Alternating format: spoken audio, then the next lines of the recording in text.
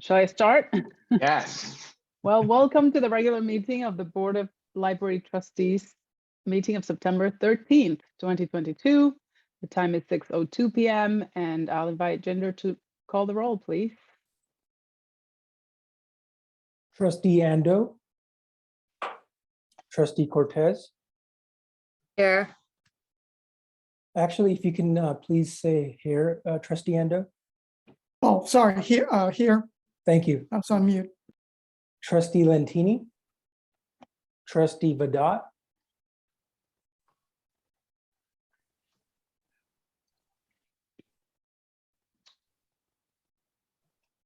Alex is definitely here.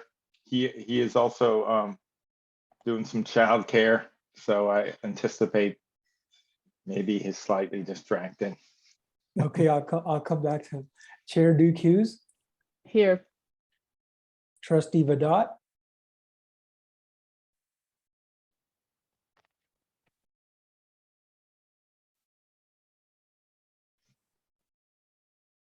Should we try and just continue the meeting, try later, or what should we do here?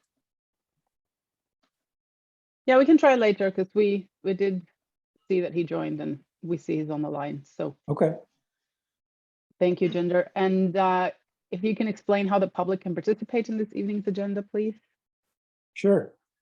Good evening, everyone. Viewers are welcome to provide public comment online through Zoom or by telephone at 669-444-9171. And the meeting ID is 893-5487-6561#. If you're watching the meeting on Zoom and wish to provide public comment, please select the raise hand feature either on the bottom of your screen or through the participants icon. If you're participating by telephone and wish to provide public comment, please press *9 when the chair opens the public comment period. When it is your turn to speak, you will be notified that the host is inviting you to participate. You will need to press *6 to unmute yourself. Once you are unmuted, you will have 3 minutes to provide your comments. For closed captioning, please click the live transcript button, then click show subtitle. And I'll just try Trustee Vadot one more time. Trustee Vadot, if you're there, please say here.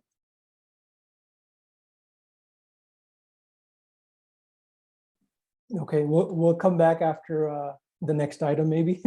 Yes, Okay. let's do that. And are there any, are there any amendments to this evening's agenda? I just want to be clarifying. So Henry, in your board report, are we talking through what we've been talking about via email? Yes. Okay. Thanks. No amendments. Thank you. All right, so let's move on to the first item, approve regular meeting minutes of July 12th, 2022. Are there any questions from trustees to staff?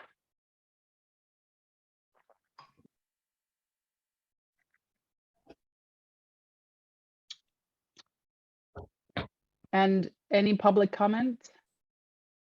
No public comment. All right, so no public comment. So then I will call the board members alphabetically to offer their comments, if they have any, or well, let me do that and see if we get Trustee Vadot as well. So Trustee Sorry, Ando. I'm Oh. here. I'm here. I've Oh, snapped perfect. with childcare, and I'm back and better than ever. Thank you. So we are in the first item, looking to see if anybody has comments. So I'll go alphabetically. Trustee Ando, No comments. Trustee Cortez, No. Trustee Lentini, absent. Trustee Vadot, No comments. no comments from me. So I request a motion and a second, please. I make a motion to accept the minutes from our July meeting. I'll second. Thank you. Great. Ginger, can you roll call vote, please? Trustee Ando, Aye. Trustee Cortez, Aye. Trustee Lentini, Trustee Vedot, Aye. Chair Duke Hughes. Aye.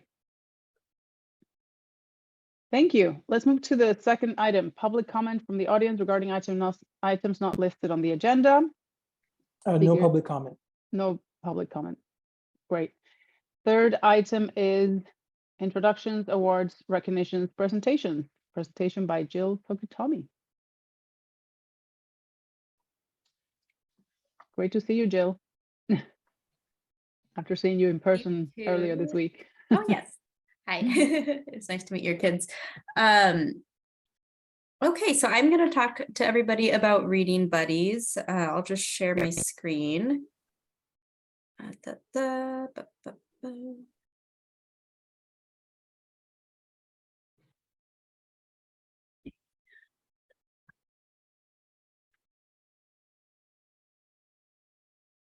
Okay, everyone can see the presentation fine.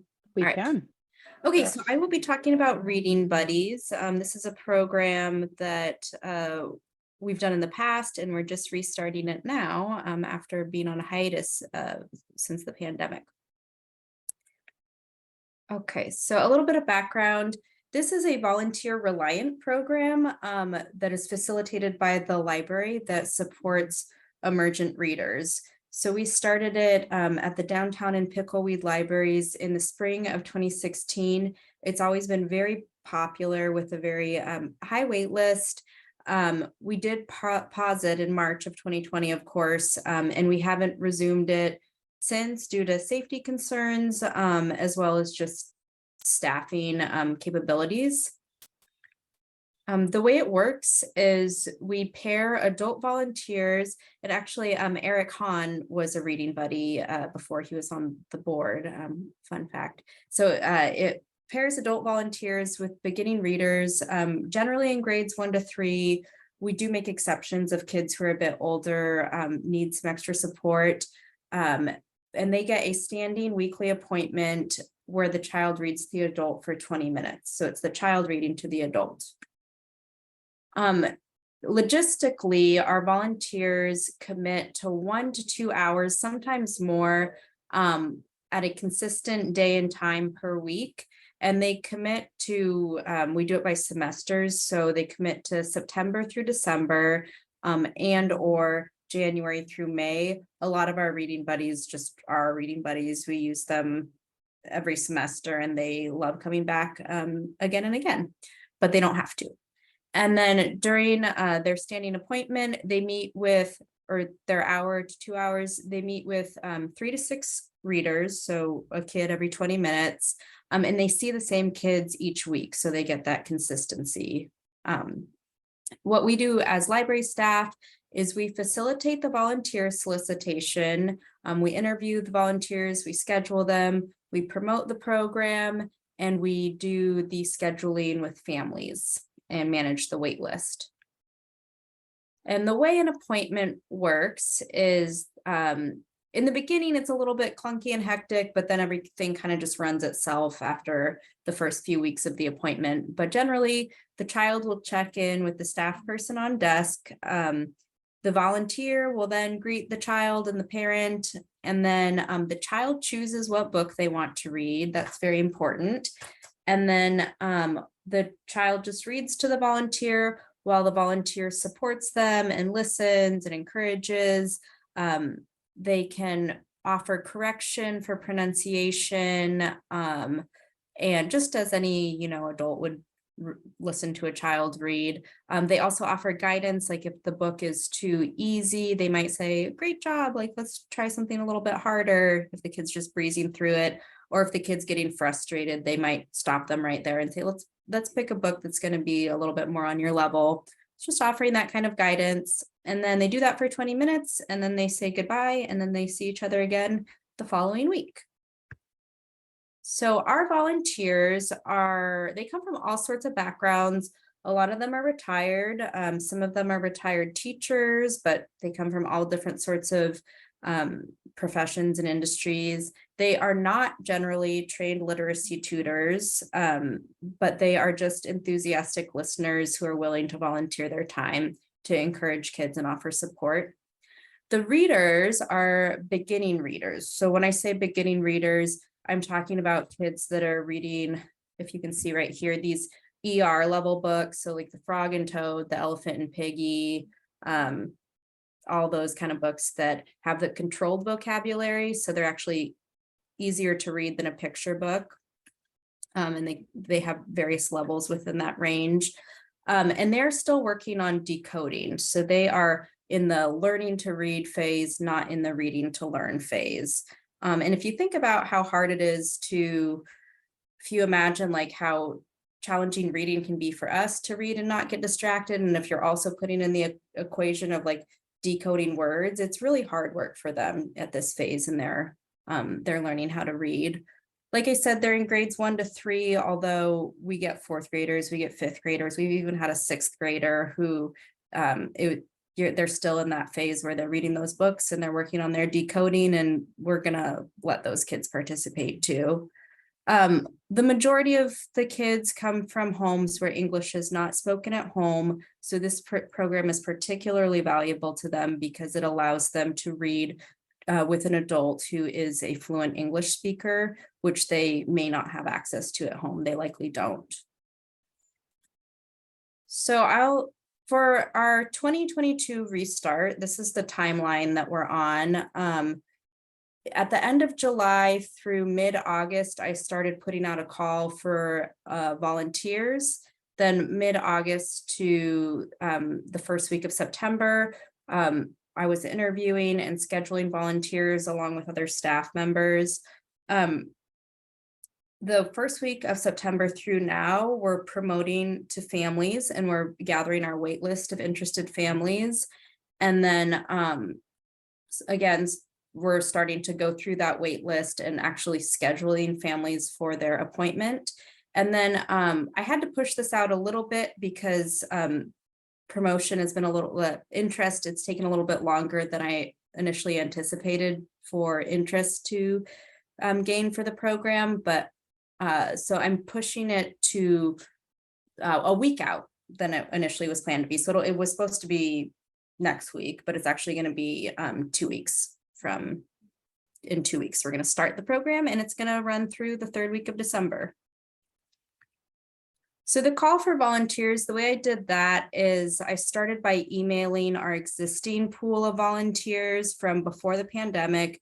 A lot of these folks had been emailing me asking when we would be restarting volunteers. They're really dedicated and eager. I was able to get about 5 volunteers who had volunteered in the past who are excited to volunteer again. I needed to supplement that. So using our email platform, Orange Boy, I sent an email to all of our patrons over 18 with a link to an application interest form that they could fill out. And the response was super overwhelming. Within 72 hours, I had to close the form down because I had already gotten 77 applications. And every time I refreshed it, I had more applications, and it was just more than we could really get to. And it was actually very beautiful and heartwarming to realize how many people in our community wanted to support kids in their reading. We just don't have that many opportunities for so many people. So as I was the interviewing and scheduling volunteer process, I kind of filtered through those 77 applications, and I selected quite a few based on what the person's experience was, the quality of their application, what their availability was, and where their preferred location was. I really wanted to get a lot of people for pickleweed in particular, because that's where more of the need is. And then I assigned those applications to myself, to Lee and Perla, and we contacted those volunteers and scheduled in-person interviews with them. And then if they seemed like a good fit, just on the spot, we picked their day, time, whether they would be at downtown or pickleweed. If they didn't seem like a good fit, I don't think that came up, but we would have just, said, we'll get back to you. And then it didn't come up. Everyone was very lovely. So that was our process. just to give you a little back end view of what it looked like, we have this spreadsheet for every day of the week that we're doing this program. We have time slots for downtown and for pickleweed with different volunteers. We can take up to 2 volunteers per time slot. More than that gets very confusing trying to send the kids to the different volunteers. So it's quite the administrative process. But in total, we got 16 adult volunteers. They're going to be put at either the downtown or pickleweed libraries, and we're offering appointments Tuesday through Saturday. So we decided to give ourselves a break on Sundays and Mondays. Obviously, Tuesday through Friday, we're just offering them in the afternoon time. And on Saturdays, I decided to just offer them in the mornings so families could maybe take their kid to reading buddies and have the rest of the day to do whatever other activities they might be interested in, so it wouldn't impact their schedule too much. And with all those volunteers, we will have 91 kids who will be able to participate in this program, which is, I forgot to look at data from before, but I can tell you it's far more than we've ever had in the past. So then we are in the phase of promoting to families.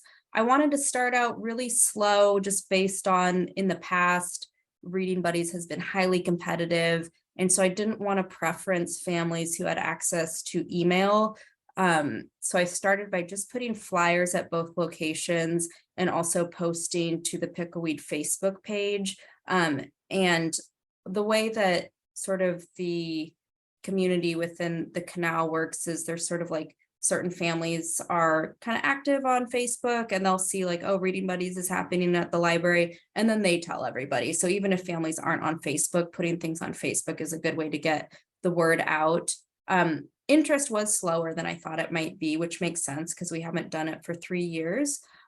So this week we emailed the flyer to Bahia Vista and San Pedro family liaisons to give to teachers and to give to families directly who were in need of reading support. And then we also sent an email blast to all patrons who have Spanish as their preferred language and all patrons who have Pickleweed as their home library to give kids who might need the support more a leg up in being able to get access to this program. So this is where we are right now. The email blast went out today, and I'll tell you about the wait list now. So if families want to join the wait list, they can call or visit the libraries in person to get added to the wait list. I also put a direct link to the wait list on the email blast. So if they were comfortable doing so, they could just add themselves to it and be added to the wait list. And then right now, bilingual library staff. So I have Mireya, I have Alejandra, Charles, Perla, and Lee are calling families on the wait list and assigning them slots. That's happening right now. And we are slated to start the program the week of September 26th. I'm imagining we're not going to be totally full in all of those 91 spots, in which case I'll just let individual volunteers know if they don't have kids who are signed up. So some challenges with this program. We have limited capacity to train volunteers as library staff. That's just the reality. We're also not trained literacy tutors ourselves as librarians. So what we do is we make sure that when we're selecting volunteers, we let them know, hey, you're not going to be given training. I just want to make sure that you're comfortable being able to just be friendly, listen to kids, be enthusiastic, correct them if needed. And then we give them a list of tips to sort of give them some ideas for how they can best support kids as they're reading. I also link them to some resources if they want to do their own early literacy training or research. It's not expected, but they're welcome to do that if that would make them feel more comfortable. Lee put together this really great list of tips that is pretty comprehensive.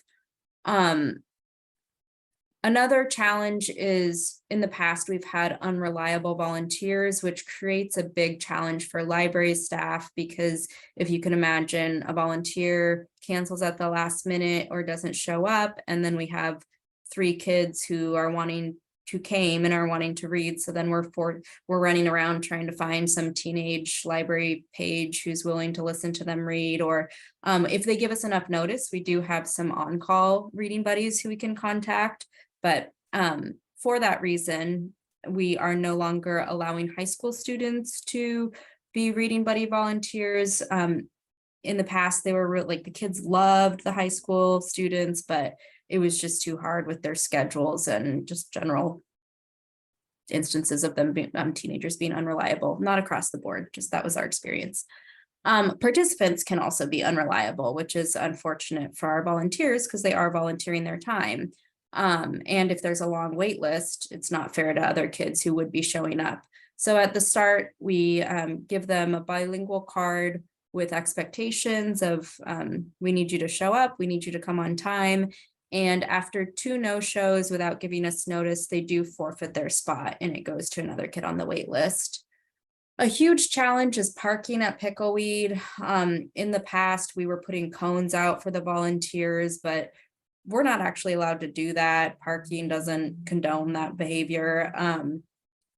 Community members would move the cones if they were there for, if people aren't familiar, the parking lot at the Borough Center is just very impacted. It gets used by folks that live in the neighborhood. There's also classes at the Borough Center. So after around 3 p.m., parking becomes very difficult.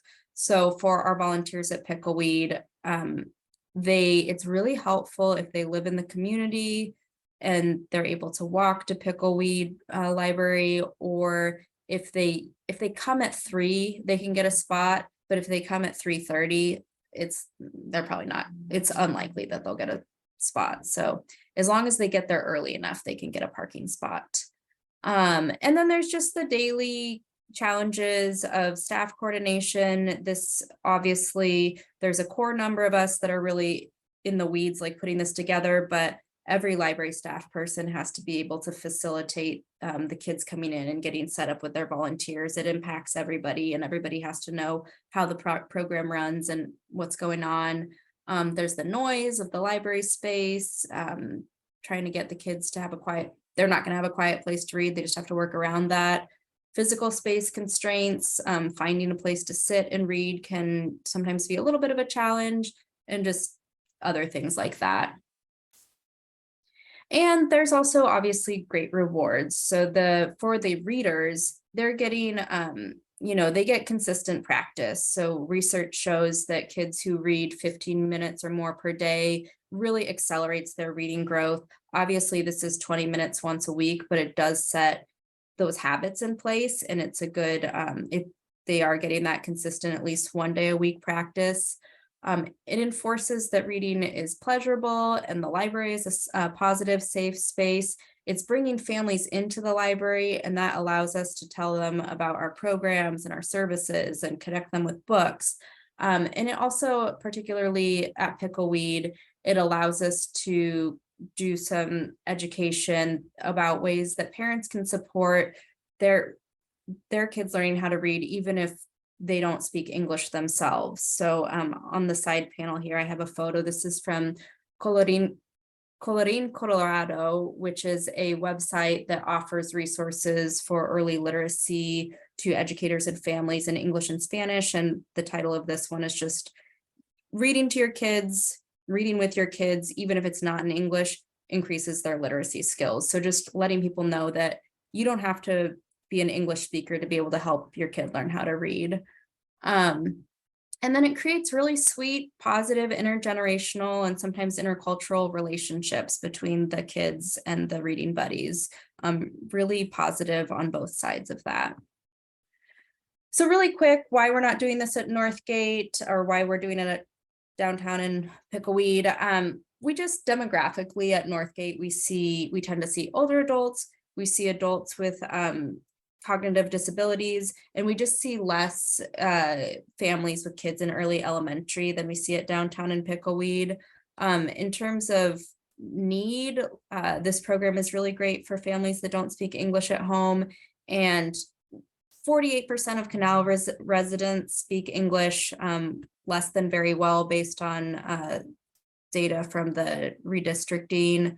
of San Rafael. 67% of Canal residents speak Spanish at home, as opposed to 12% downtown and 11% at Northgate. And the downtown is just closer to the canal than Northgate is. So it's easier for families to get to, even if they can't get an appointment at Pickleweed. And we also just have limited staff capacity. 2 locations is kind of a big enough undertaking alone. So we do have at Northgate, we are doing Read to a Dog. This is not a substitute for Reading Buddies, but it is a special program for the same age range about literacy. So kids can come in.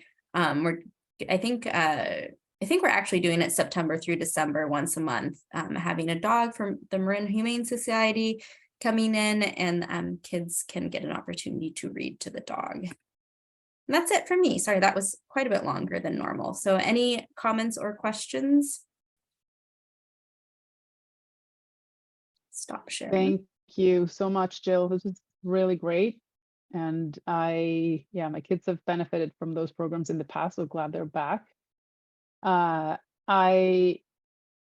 I open up or ask if anyone has any questions, I have a quick question. So you mentioned the booking process for the kids reading is pretty onerous, right? Because you have to juggle like the volunteer times and then the kids times, and it sounds like the wait list, it's a productive way to make sure that all the volunteer slots are taken and everyone on the wait list gets a chance.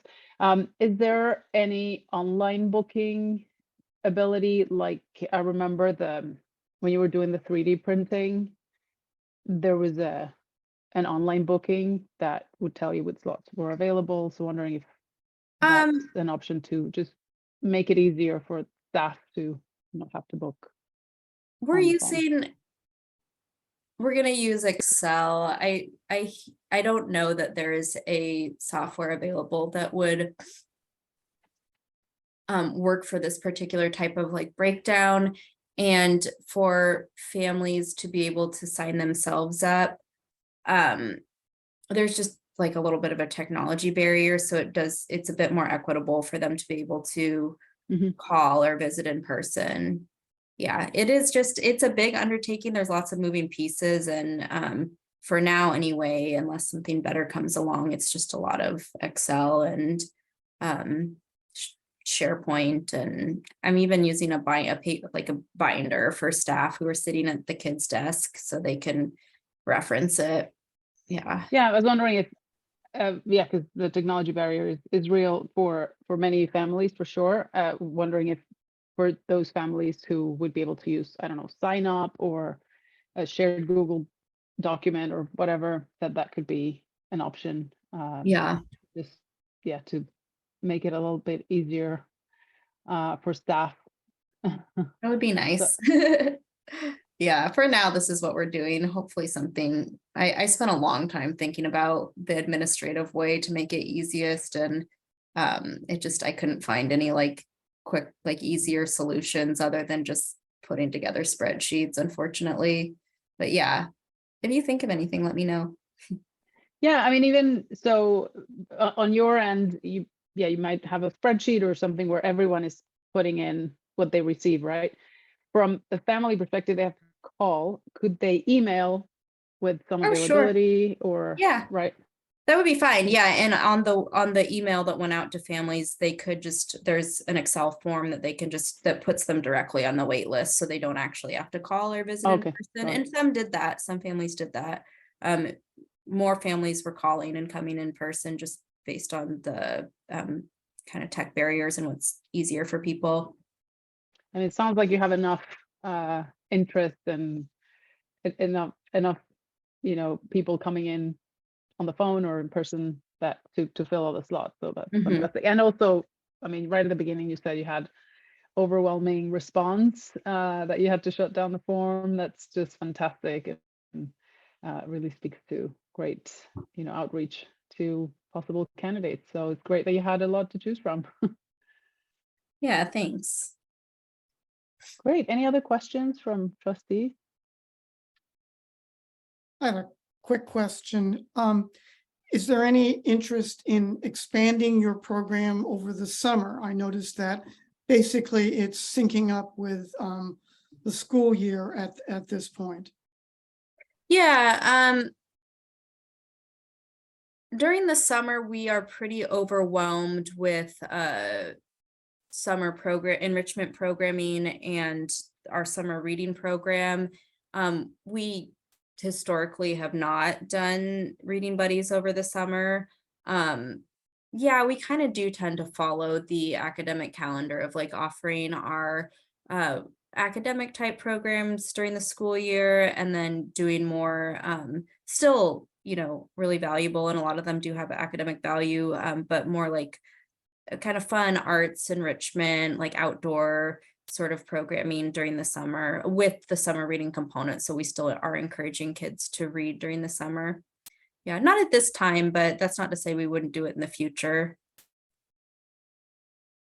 Got it. Nice Thank to you. meet you, by the way.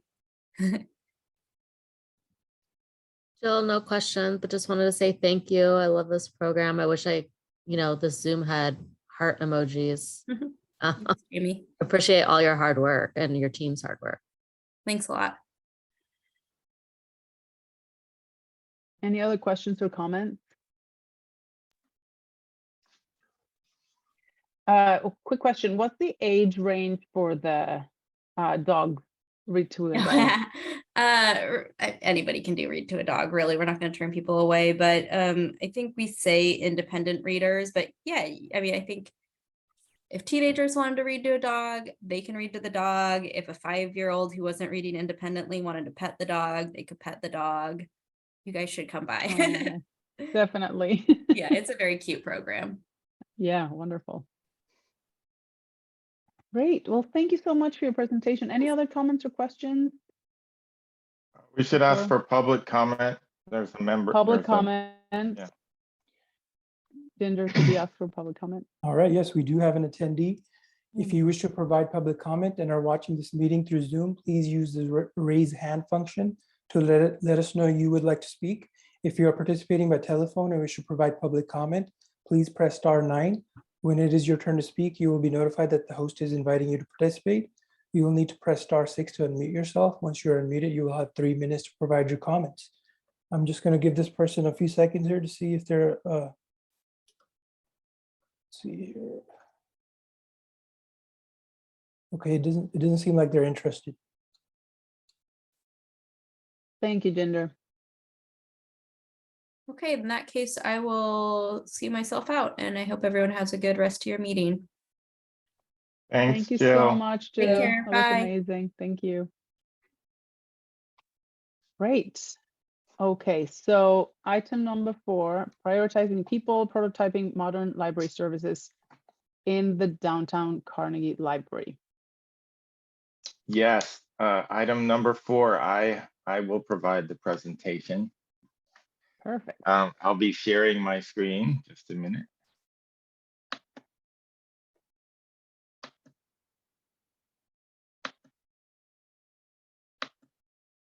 Can everyone see that?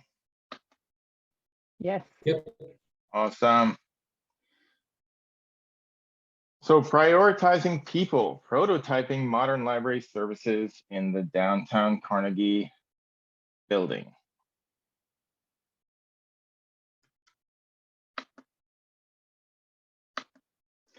So downtown library does have a number of infrastructure and deferred maintenance needs. We have been working on identifying a long-term solution for larger, more modern library facilities, but you may recall that we haven't quite cinched the kind of build a new library thing yet. And so this kind of set of features, which has become more interesting today, and I'll tell you why, has become kind of the set of ideas we've landed on. Given the current economic outlook, we're trying to be creative in a way to sort of build interest in a new modern library by prototyping those services in the existing old library and to some extent at the branch libraries. We don't want to leave out the branches. So we have developed this suite of options that we feel would significantly enhance the user experience. We would have some infrastructure, much needed infrastructure upgrades, and we would, build enthusiasm for the idea of a modern library, for the future. Yeah, those new features would be centered around downtown, but they would kind of extend to the mall and Pickweed, as I will explain. We would want to sort of present, prototype, demonstrate an inviting family-friendly space by having more flexible spaces with mobile shelving instead of fixed shelving. We'd be using an automated materials handling system and related technology to sort of achieve this goal, and I'll explain how. We've always been planning to put in an automated materials handling system, and since we are going to be in the current building for the next couple of years at least, it's the time to do that, given that our larger consortium is also doing that at the main MarinNet location. And then we want to look at rethinking the use of the building where particular program areas are located. And wait, I'm going to go back just a sec. Anyway, before I get too far in the slideshow, we received some very exciting news today that we received $1 million grant from the state in addition to the $1 million we already have for the downtown Carnegie Library, which will be required to match to pay for some of these infrastructure upgrades. And in addition to that, we received $1 million grant from the state for the Pickleweed Library for some much needed improvements, which we will also match with another $1 million. So hooray, and ask me about that at the end.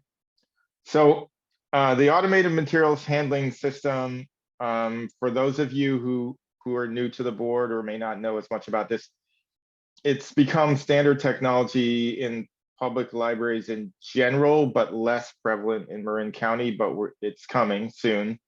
It's basically a book sorter that allows people to return their materials through an automated book drop, have them checked in, and it helps to sort them into the areas for reshelving or going to other libraries, which is a vast labor-saving device that also allows us then to focus more on reshelving the books and doing a higher level customer service things, outreach programming, and other, value-added services.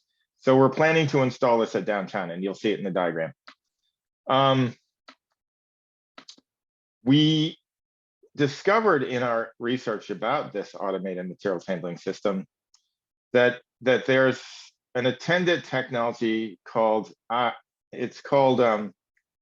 actually, IMMS. We say IMMS instead of IMMS because IMMS sounds like I am a mess. And even if I was a mess, I wouldn't want to tell you that repeatedly. But intelligent materials management is a system that basically allows us to, instead of having to warehouse all the materials on the floor continuously and create displays and make a sort of customer friendly discovery environment, it allows us to highlight the things that we want to highlight, the more popular items, the things that we're displaying currently, and then have the bulk of the not the bulk, but a significant portion. When we look at items that haven't checked out in a year, it's about 40%, but we would do less than that. A significant portion would be kept in a media hotel and then come out to serve any need in the collection when it sort of became needed. So it's a real-time system.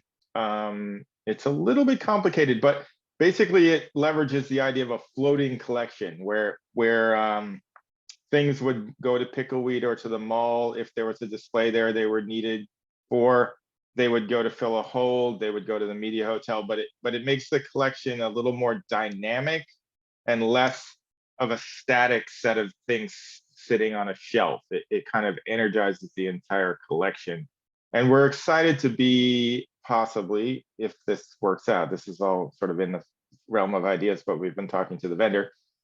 One of the only 20 libraries that are kind of doing this in the world, and sort of help to sort of prototype this technology specifically. Here is a graphic.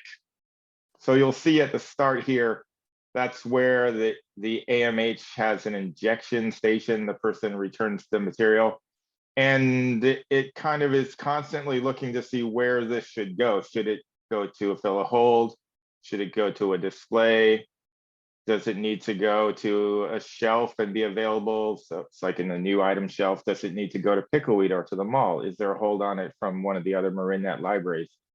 Or should it be, does it not have a particular need right now? So you know, thinking about the long tail of sort of popularity versus quantity, you know, there's a significant amount of items that have a very niche appeal, and we would keep those maybe in the less available space, and then energize the public spaces for people and display, and not so much blocked from view with light. And I mean, I'll talk about the light in a little bit, but this is kind of the flow chart. And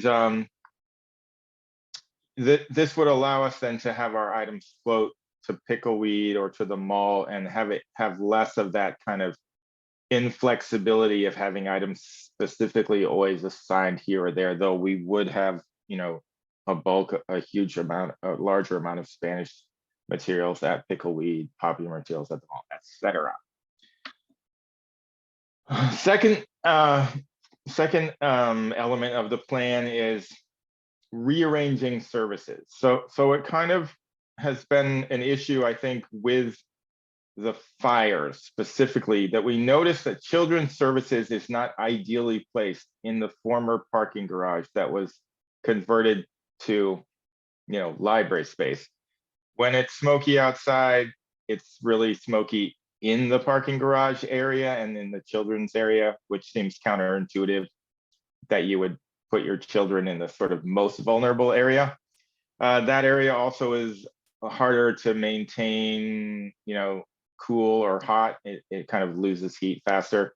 And we're thinking that we could flip that around and locate children's on the upper floor, and then migrate adult computing to the lower part of the building to be paired with other technology services, mainly the 3D printing, the memory lab, and virtual reality. This kind of crystallized during a foundation meeting as it would be sort of maker space, catalyst space, incubator space in the garage, you know, where those type of things, you know, kind of happen. Like right now, I think the thing I think about is we're kind of working on the car in the middle of the living room, and the children are living in the garage. So it's like putting the children in the living room and working on the car in the garage, maybe right sizing those services. And here's some potential diagrams of what that could look like. On the left, you see two different ways of looking at upstairs. So devoting a significant amount of that upstairs real estate to children's, and part of the adult collection being up there. To the right of the blue area in the leftmost graphic, and and also to the left of the purple median quiet area, we're thinking about some defined study spaces, workspaces in the middle graphic, study areas that would be, you know, have kind of four walls and a door. Ideal places for reading buddies, for example. We've also envisioned putting the front stairs back on the building and having, you know, the ability to come in the front of the building from the lawn, the original Carnegie, that purple and mauve section to the right of the leftmost graphics had stairs in the front, which were removed. And then on the right, you'll see a schematic. I made this myself and it's not that great, but of the downstairs at the complete bottom, you'll see an oblong, oh, sorry, I gotta go back. That is the sorter to the left of the stairs in the lobby, and then the media hotel would be behind that. We would also be redoing staff areas and putting public computing makerspace, memory lab, you know, the 3D printing, all the technology things in the garage, and we'd kind of call that the garage. That would be our kind of branded incubator space. But this is all kind of, you know, one possibility in terms of what goes where, but kind of generally coalescing the technology and the public computing on one floor, and getting the children's area, children's materials, into a more well-lighted space upstairs, and those areas would have the fixed shelving removed. Mobile shelving implies it's only half as high, so you can see over the top of it, 4 shelves or 3 shelves with display area on top of all the mobile shelving. So multiple displays, chairs, nice seating, just kind of transforming the appeal factor of the entire upstairs of the library. Yeah, branded as the garage, public computing, memory lab. Memory lab continues to be extremely popular. We got another 2 scanners, and we're still having people continuously using it. It's very exciting. 3D printing and virtual reality would all be in the garage. Sorry. So if that wasn't exciting enough, the moving things around upstairs, downstairs, mobile shelving, automated materials handling, and IMS, at the same time that we're moving everything around, we were thinking this would be the time to get rid of the Dewey Decimal System. So moving classification systems. As an attachment to the staff report, we presented a staff report on Dewey a couple of years ago, a little more than a year ago. You know, this is an opportunity to get rid of Dewey, as it is problematic for multiple reasons. It, you know, the most obvious one is it's a coded language that like people who aren't working for the library don't inherently understand. But even more concern is it centers Western culture, marginalizes other continents and cultures, has implicit bias, has elements of racism, colonialism, you know, in the way that it's structured, and sort of to do away with that and replace it with a word-based system like BISAC, which is Book Industry Standards, and I forgot the other word. But a word-based system is basically like a bookstore where you can see the cooking section, gardening, and it's not dependent upon sort of an arcane set of coded numbers. More flexible, would allow us to kind of arrange the collection in a more appealing and browsable way. It's becoming more and more popular. The actual contractor that we worked with to tag all the books with RFID tags, they also are expert in creating the crosswalk from Dewey to BISAC and have the ability to do this work for us and to assist us in this. And I think it would be an awesome element to add to the plan to move away from Dewey. And that concludes my presentation for today. More information about the $1 million we got for Pickleweed and for the downtown library. That's part of the Building Forward grant program, a set of state library funded infrastructure grants that are targeted at life safety and infrastructure improvements. Our Pickleweed location is in a very high poverty area by the poverty index, so we were hoping to get that grant.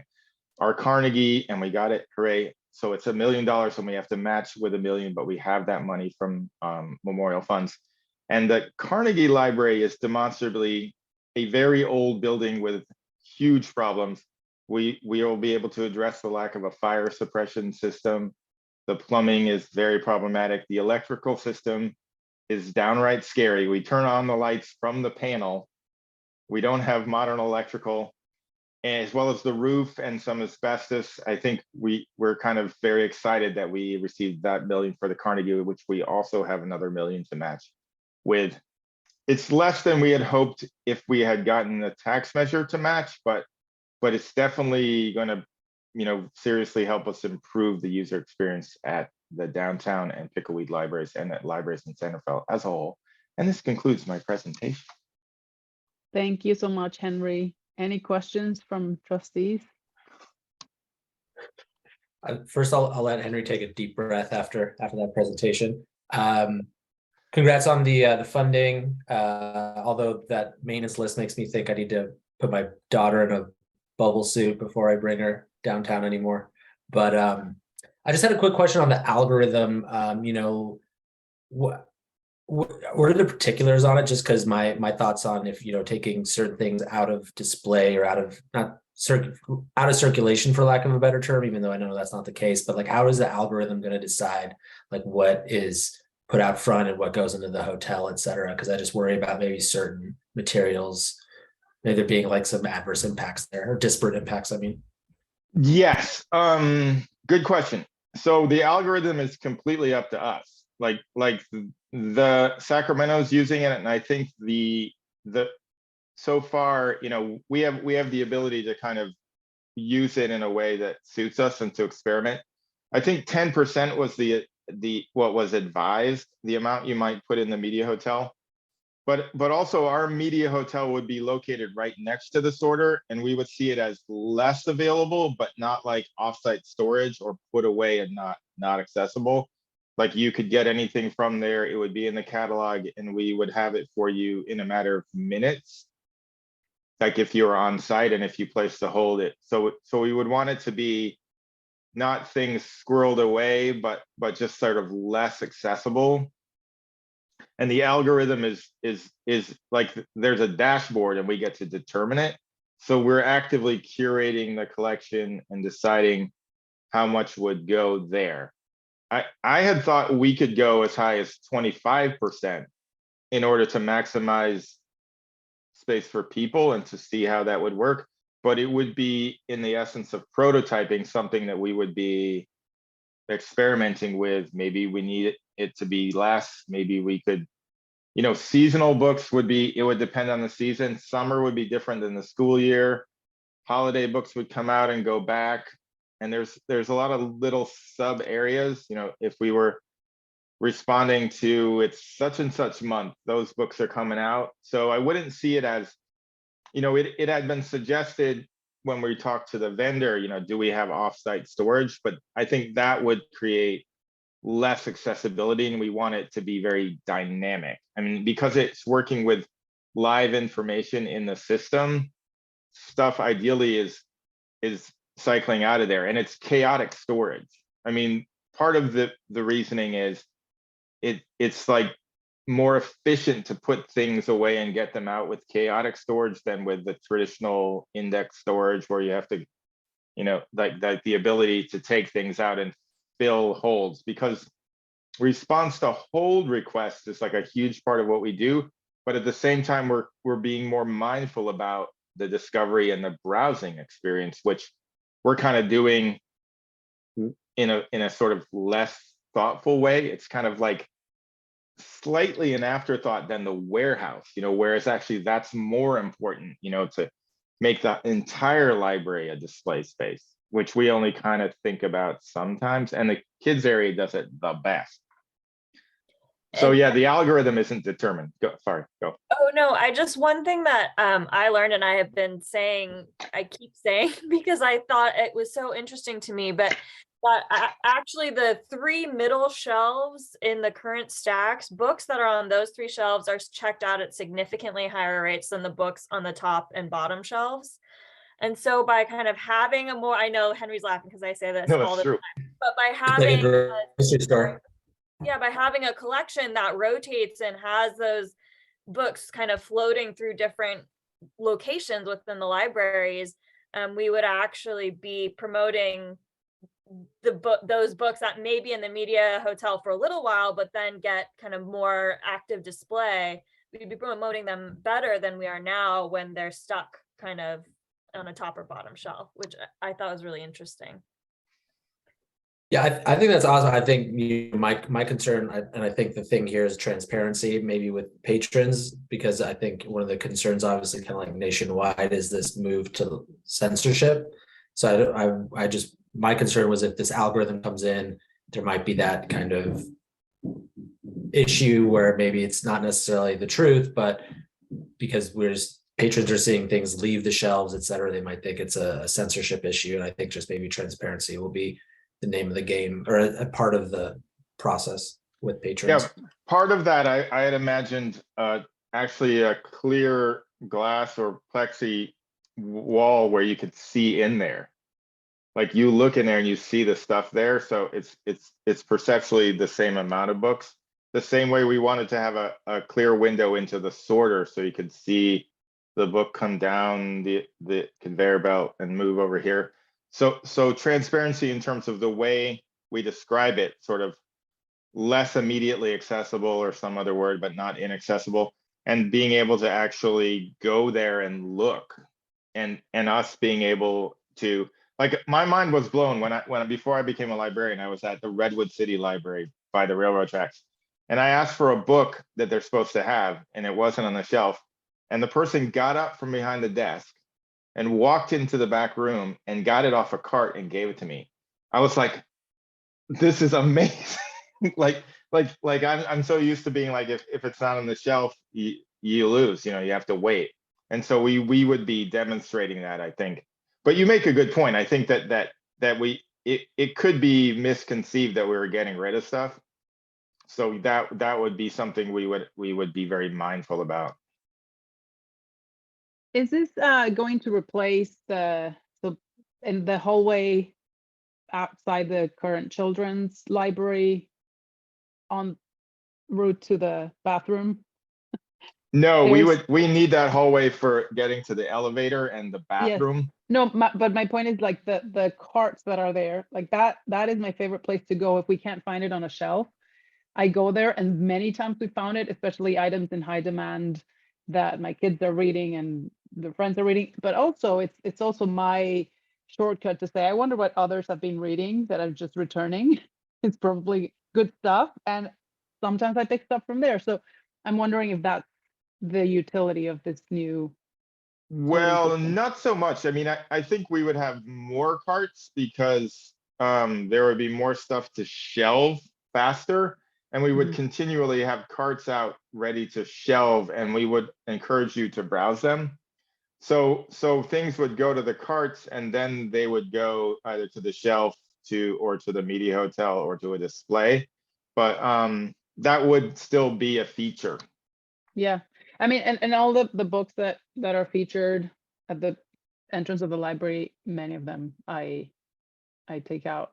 And I know electronically, a lot of my friends tell me, oh, thank you to the library staff for saying what people are reading, because that makes it easier for me to select a good book to read. Yeah, on and the that site. display by the children's area, we have the slat Yeah, wall.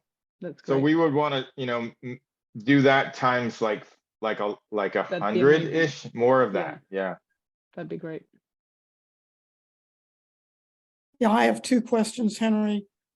First, I agree with you on going to some type of book hotel to move some of the books off the shelves, just given the space limitations of the main library now. I think I'm in agreement with that. I think the downside I see is, particularly in nonfiction and in the children's section. I remember taking my kids to the children's sections. That was one of the fun things, that you could let them kind of roam around the books and see, and they would find things that they would want to read. And so I hope that there's enough open books that, yes, you could continue to circulate, that it would give particularly kids that option. A little bit goes in adult nonfiction as well, or when you're looking at a particular subject, maybe what area you want to look at, but sometimes it's just nice to pull that book out and go, oh, that's something I'd like to take a look at. It wasn't on my list of books to look for, but hey, this is an area that I'm interested in. So I agree with the concept. I just hope you guys keep those two kinds of serendipitous types of searches available, and think about that in terms of the continued circulation of books on shelves. The second thing was, I agree with you. I think that these new technologies around both the dropping of the Dewey Decimal System and some of the other material handling, I agree. I just want to make sure that if we go that way for the main library, that whatever we end up with down the road, if we can get to a bigger, better space at some point, that these are either scalable or reusable in a new space that we may be able to get to in hopefully not the too distant future. So those are my two comments. Yes, thank you, Larry. That's great questions and comments. They are scalable, I mean, movable. We asked that repeatedly. One of the reasons we were holding off when we thought we would be getting a new building is we didn't quite believe it, but it's kind of a lightweight modular technology where there's kind of pieces that kind of fit together and like a controller piece. So we were measuring the space, and I believe now that it is movable. It's been demonstrated to me, so we wouldn't be losing a huge investment from that. And we've kind of built that into our long-term planning. And I love what you said about serendipity, because people finding what they weren't looking for, I think, is one of the elements of discovery that we would be offering. And you made a good point. I think we would prioritize having more stuff available for children's, in a sense that browsing and stuff of the physical is sort of the tactile experience is slightly more, or a lot more kind of significant, whereas adults might be able to kind of keyword search, but we would still want to kind of maintain the new area, new nonfiction, new fiction, a very significant and thoughtful approach to showing people, through displays, things that they might not have thought about, and oddly enough, we're going to be working on that for our all staff retreat on the concept of reader's advisory, and kind of when people ask you, I read this and, what other books are like this, we also are in that, and those displays are sort of a passive form of reader's advisory, and the active form that the staff member demonstrates in kind of like, I read Harry Potter, what are other things like that? And being able to kind of, quickly respond to that with other options. So yeah, it's movable, and we would be very mindful about, where we wanted to kind of bulk up the discovery of physical, and where we could kind of put things in the less available area to be pulled out, whenever it was needed. Thank you, Henry.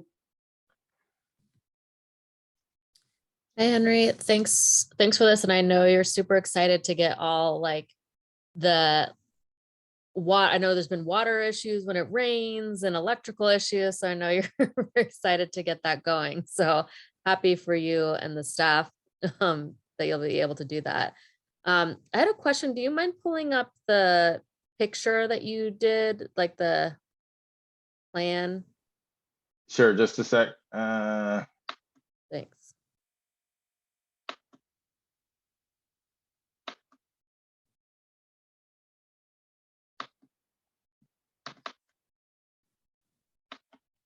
Oops.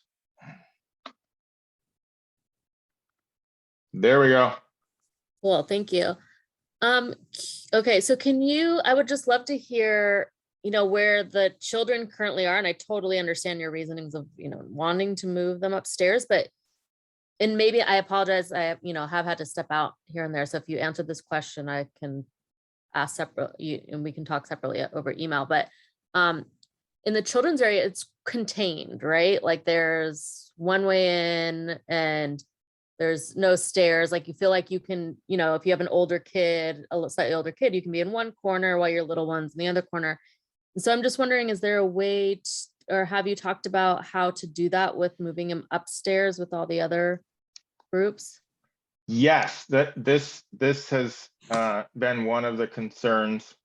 We want to give as much real estate contiguous to children's as possible, but with mitigating, you know, the younger folks kind of taking off out the door or down the stairs. So one of the plans on the extreme left had looked at the side of the long area, and with the door to City Hall being at the back, and then kind of separating that out with the mobile shelving, creating the definition as it does in the pictures area, picture book area in the current kids section. And we would have the door to the back, it's actually 2 doors, so we would add additional like a gate or something to the antechamber, because there's a little bit of a foyer at the back towards City Hall, so that kids couldn't directly exit right there. They would have to, you know, come back towards the service desk, which would be kind of, you know, having a line of sight over that whole area. But the reason we went to the second version with fiction at the back and the children's area more towards the bottom of your screen in the middle graphic is that we would further separate the children's area from that back doorway and have the desk kind of guarding the top of the stairs, with you know, limiting the ability to go into the Carnegie, and then the elevator on the left, and that might offer a more contained children's experience. With the teen area at the bottom is significantly increased. It's kind of most of what's oversized right now. So that would mean the younger folks would be sort of less likely to run out the back door farther away from the service desk. So we anticipate working with a space planner to further refine that, and using the furniture like in the picture book area in children's currently to kind of define that. And the workspaces to the right side between the pink and the purple would further kind of be that barrier on that side, and they would actually be, you know, study area rooms kind of. So yeah, that was one of the first things that came up, and we knew that as a concern. Yeah, I Yeah, guess and I not guess as. just Yeah, go. Go Oh, ahead. I was just gonna jump onto one of the things Henry said at the end, that kind of the real next step in this would be bringing on a consultant that has kind of expertise in libraries and space planning and can help us think through some of those issues and identify different solutions for that through, you know, through kind of the design of furniture, or, you know, temporary walls, or, you know, whatever they may think of ideas that we hadn't even that we haven't thought of yet. Right. No, that's helpful. And I guess, you know, there's pros and cons to each way. And for me, I'm thinking about experiences that I've had at the library where I'm just concerned about the children being with adults. If adults are moving through the children's spaces, we have had, you know, Henry knows this, we've had some issues with patrons at other points. So it would just be, that's just a concern of mine with, you know, downstairs with the kids all by themselves. It's more free, right? You feel like more comfortable that there aren't any adults without children patrons coming through that area. So I'm sure you've all thought about it. I just, you know, I know that you will think, you know, more through it with those design people. I just wanted to state that little concern. And then for the reading room and events, are you gaining more space or losing more space based on, because I know space has always been an issue in that small room down there. Are you, just curious? It's the same. It's the same amount of space. That's one half of the Carnegie wing.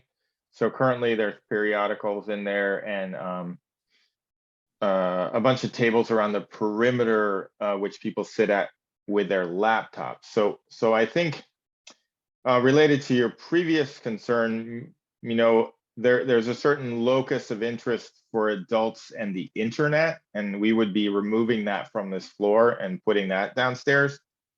And maybe, you know, our anticipation, it would change the character of the adults that kind of use the upper floor in some ways, in that, you know, there's an intense focus kind of on, you know, the computers, which would be that we would contain that rather than containing the children. So, but there's no additional space being freed up, except for, we anticipate on the right side, on the lower area, moving the staff bathrooms to right adjacent to the family bathroom on the first floor, and then being able to use some of the lower areas that have huge plumbing problems for staff. But the public areas would pretty much remain the same. Yeah.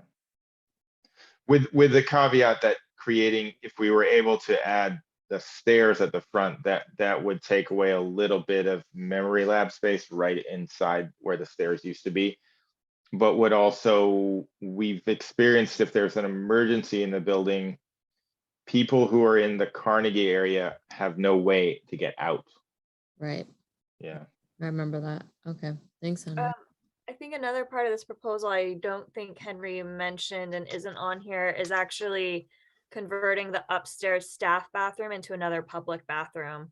To Right. provide more than one public restroom in the building, which has been an issue for some time. Awesome. Should I keep sharing this? Other questions related to this? No, thank you, Henry. Okay. Oh, Henry, just, well, Oh, back. when yeah, for sure. That was also something that caught my attention. I'm sure there's so many pros and cons and so many different things to consider. I mean, I think what Jamie pointed out is a great point. It's so comfortable when you go, especially with young children who might be loud, and some people are not very happy to have children around, to know that you're in a space where, oh, I'm sorry, my video's off. Yeah, to have that space, it just feels like a children's library. It's just such a good feeling, even though I'm sure it might not be the best space of all. On the other hand, when I thought that the children's area would be next to the teen area, that's great, because we're constantly going up and down right now, because my kids are at that age where they're reading Harry Potter, which is in the children's area, but also some books from the teen section. And so those being connected, just this unique age where they're in between, would make sense. But I just don't know how it would work from keeping that children area very separate. And I mean, there's, you know, parents who are juggling 2 or 3 kids, one of them needs a bathroom. It would be very easy for children, to, I don't know, get out of that area. Again, the current area is so contained that I could see it's so close to the bathroom. It's just very convenient in so many ways. So if some of those features could be present, I think it'd be great. And I'd like the access from the door to the main parking lot. Might also be helpful if someone has a push chair or something like that. I can imagine there's benefits there too. Yes, the bathroom, first thing, yes, we would endeavor to contain the children's area as much as possible. The children's and family bathroom would then move upstairs and be actually directly contiguous with the children's area, rather than having to walk down the hall by the elevator. Yeah, And if we got another public restroom, you'd have it one sort of from the teen area. So we would anticipate better access to, bathrooms. When we first built the Los Gatos Library, the adult areas were upstairs next to the teen area, and every day, like 100 teenagers from the high school came into the teen area, and the adults were like losing their minds because they wanted a quiet library. Exactly. But the way we approached that was sort of education, that while we sought to mitigate somewhat the volume level of the younger people, that people's expectation of a completely quiet space was managed by that there would be some areas of the library that were more quiet, but we didn't have the expectation that it was pin drop quiet throughout, and that it was more trying to get people to kind of be more tolerant of other people rather than having to separate them. And the sense of, I think, moving from that garage with a low overhead, I think you can't really maybe appreciate the difference until we're able to move out some of that the fixed shelving to actually see light coming into a room with a greater ceiling. And I mean, in a different library, we might use the Carnegie areas, which have the cathedral ceilings. You know, they're very monumental, but there's not enough space in there for a kid's room of a comparable size. So, but again, this isn't the final design. It's just kind of some ideas. So, you know, we would seek to really protect the children's area. The current children's area being in the parking garage, I know it's familiar to people, but really the air there and the kind of limited ability to kind of, I don't know, it's kind of a trade-off, I guess, and we would want to be sensitive to the community on that. Mhm. Yeah. Lots to consider. Yes. Probably not easy, but yeah, thank you for sharing this, and glad we're seeing this at this stage. Right, so any other questions or comments, or we can move to the next item? Okay, so, We do have one attendee. oh yes. They have their public comment. hand raised. Yes, they have their hand raised already, so I don't need to do the spiel here. I'm going to allow them to talk. You have 3 minutes to speak. Hello, Henry, and all the library trustee members. Thank you so much for this opportunity to attend this meeting and speak about. I actually wholeheartedly agree with Jamie and the members' concerns about the children's room being somewhat isolated, very clearly have a one entrance to get in and out. And I've been, long time children's room user. I don't know how many times we had a librarian stopping someone walking into that room, asking if he or she was with somebody children, and have to direct the person to go upstairs. That was very assuring for me, knowing that. And I think since I'm often be at the library many times, and I feel like the population of the upstairs are really lovely reading room and computer room. Certain population is occupied there, so you want those people might be less desirable room downstairs to spend good 6-7 hours a day, but that means actually they're more desire to come to the Santa Fe Library. To nobody's, bothered by them at all. I don't know, that psychology, social behavior might slightly work differently than what you might have desired initially.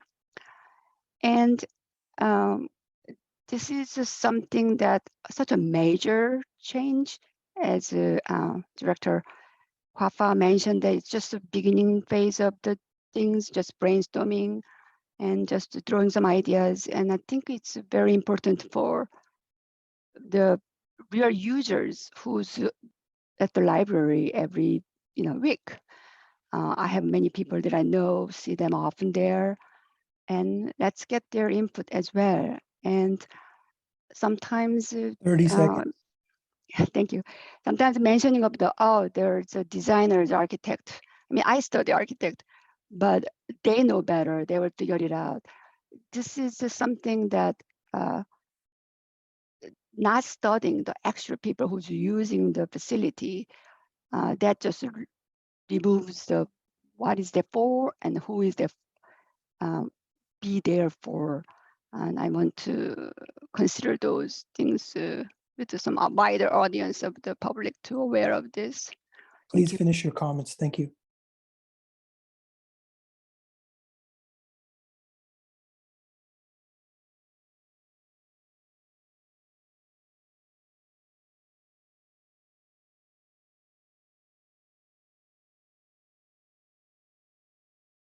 Any answers from staff?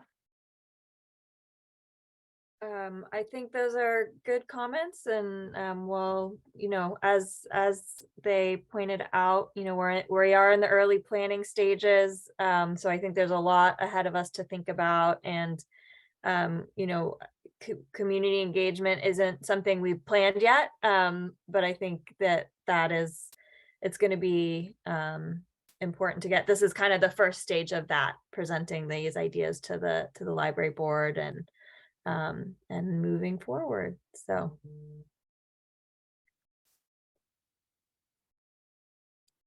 I think Thank you. all good comments to incorporate as we go forward.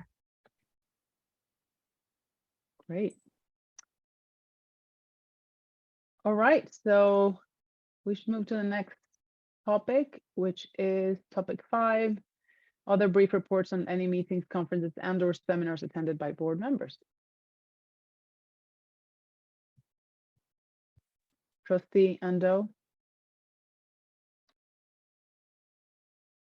Any comments or No comments. yeah, any reports from any conference attended? Trustee Cortez. None. Trustee Haddad. Nope, nothing from me. Great, thank you. And item 6, other brief program updates or reports on any meetings, conferences, and/or seminars attended by staff. So I thought I would offer some quick comments and then turn it over to Catherine.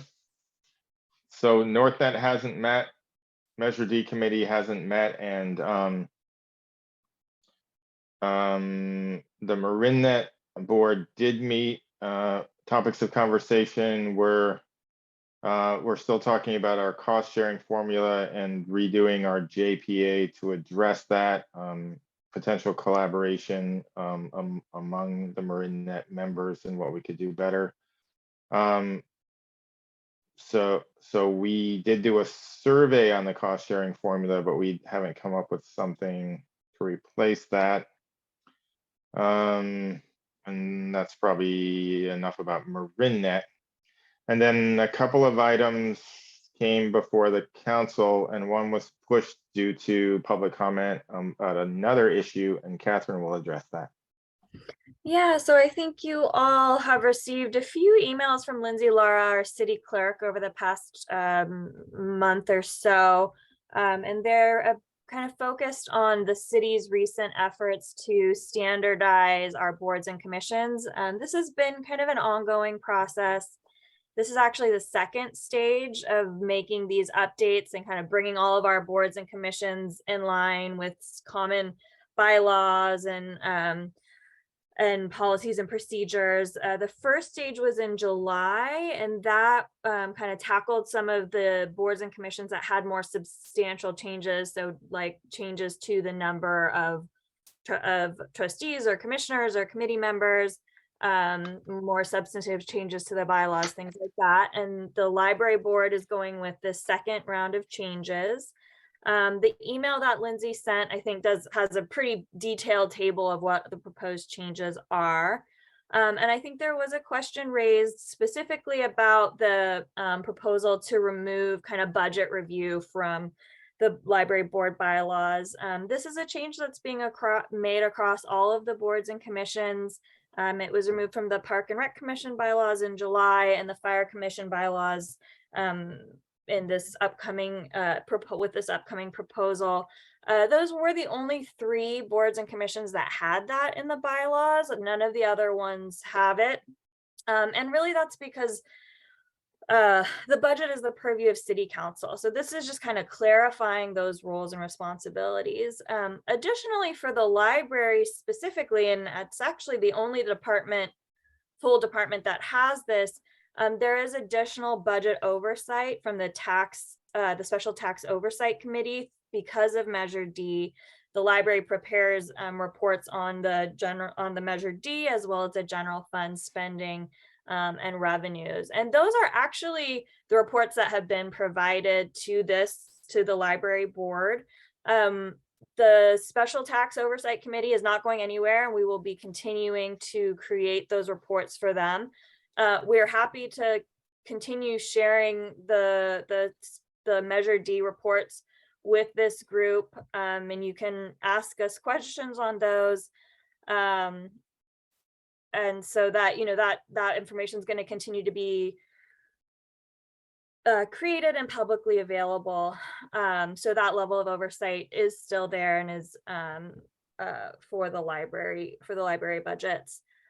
This, as Henry mentioned, this was originally scheduled to be on the last city council meeting agenda. It got pushed to this coming Monday.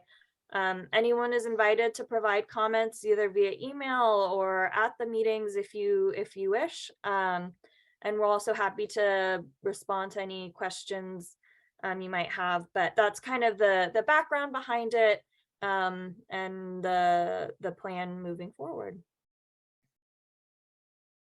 So I think that was the only additional update I had. I think we talked a lot about the kind of some of the bigger picture stuff that we typically talk about in these report outs. So.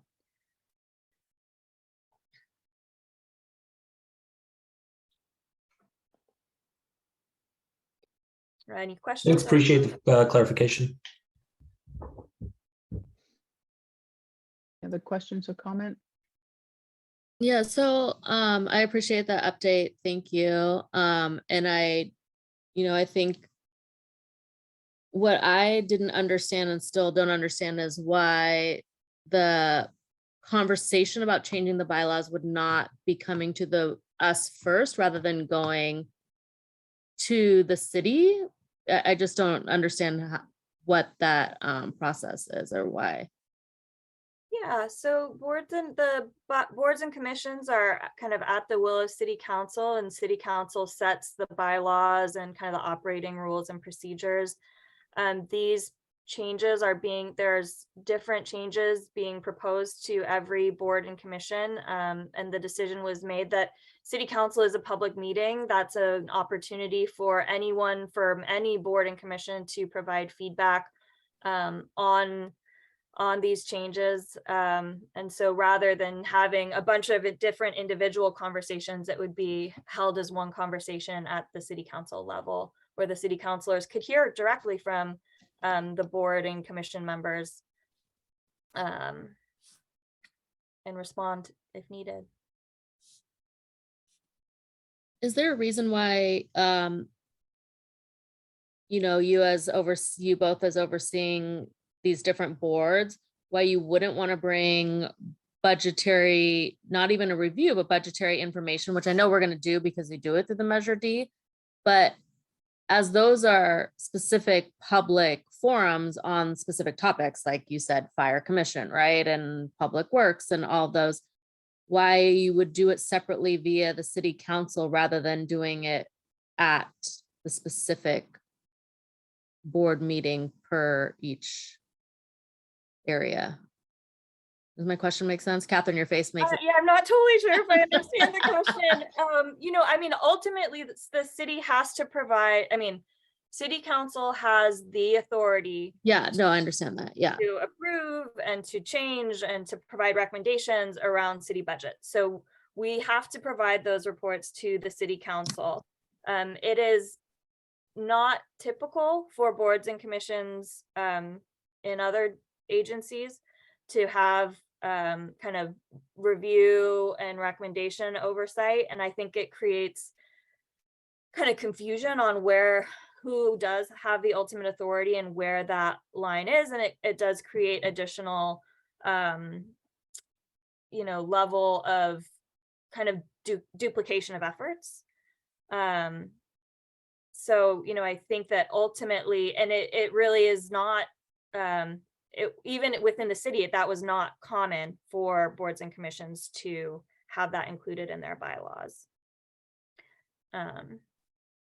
Yeah, I mean, I understand what you're saying. I guess my question was more on the fact of that, you have, I don't know how many different boards, right, under the city of San Rafael. So I'm making things up, library, public works, fire, all those, recreation. And so is there a reason though, after you're presenting or getting approval from those, why you aren't bringing them back as a informational piece to the board of each of those, because you're specifically talking to them and meeting with the trustees who have, for edification, for information, why, and that it's specifically, a public meeting to address for here, the library and vote when you go to the public works. I'm just not clear why the city would not want to do that.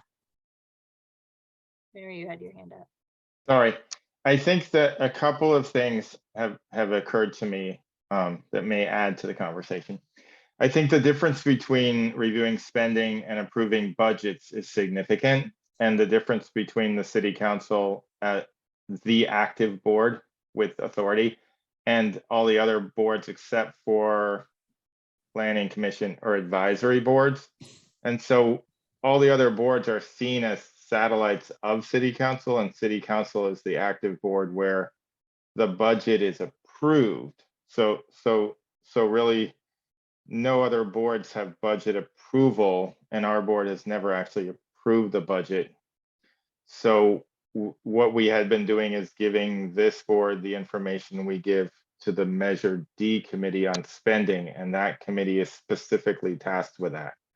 So the arena for the budget exists already. So like what Catherine, I think, it alluded to was duplication of effort. And it may not be completely apparent that we remix the numbers with considerable effort to bring them forward specifically in a way that we've been doing.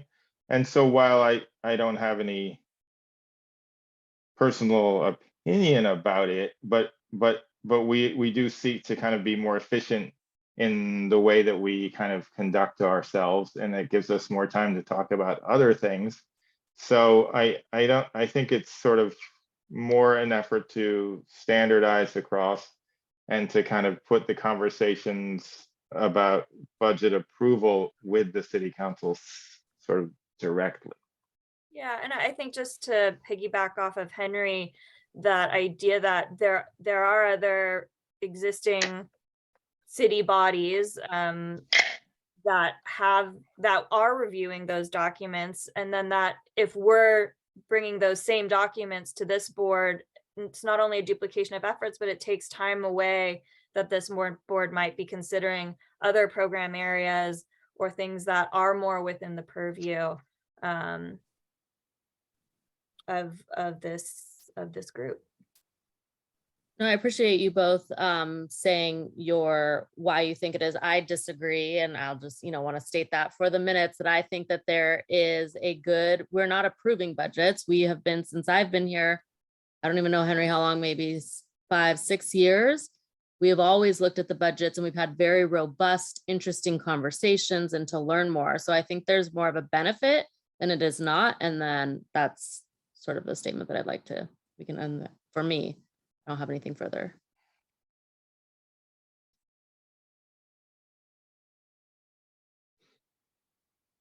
Thank you.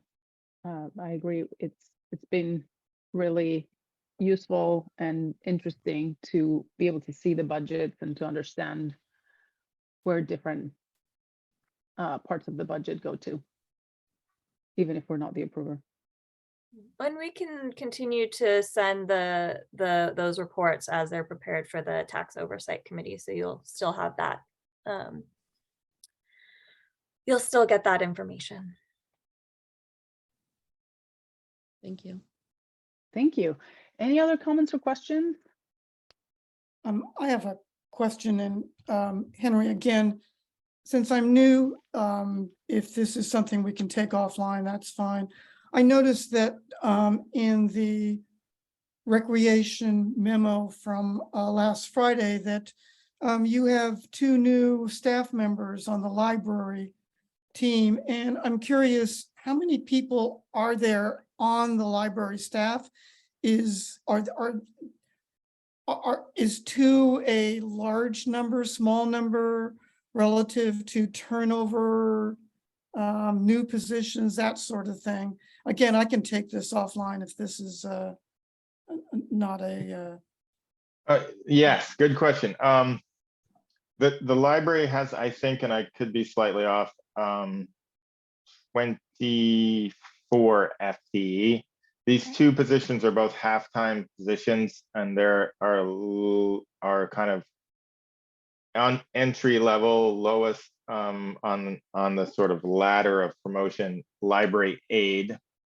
We have a large number of temporary staff in addition to the FTE, which includes 3, 4, 5 part-time positions, and the rest are full-time positions. So it's relatively significant in that these are library aides that will provide direct service, kind of like the greeter in the lobby, and allow us to kind of up our kind of game in terms of helping people with the self-checks, doing more shelving.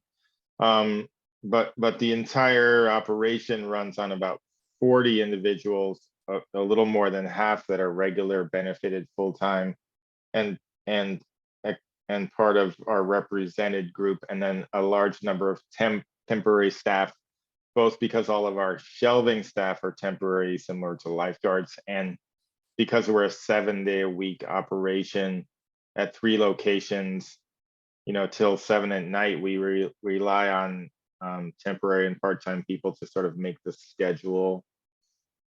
It's a thing of wonder.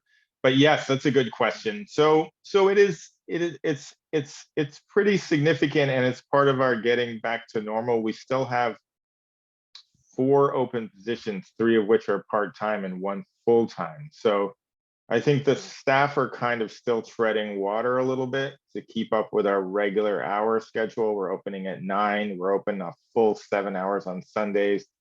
Opening at 9 at 2 of our 3 locations.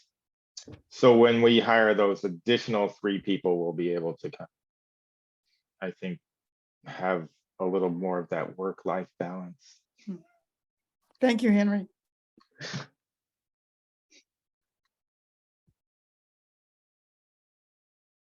Thank you. Any other questions or comments? Any public comment? Yes, we do still have 1 attendee. Let's see. If you wish to provide public comment and are watching this meeting through Zoom, please use the raise hand function to let us know you would like to speak.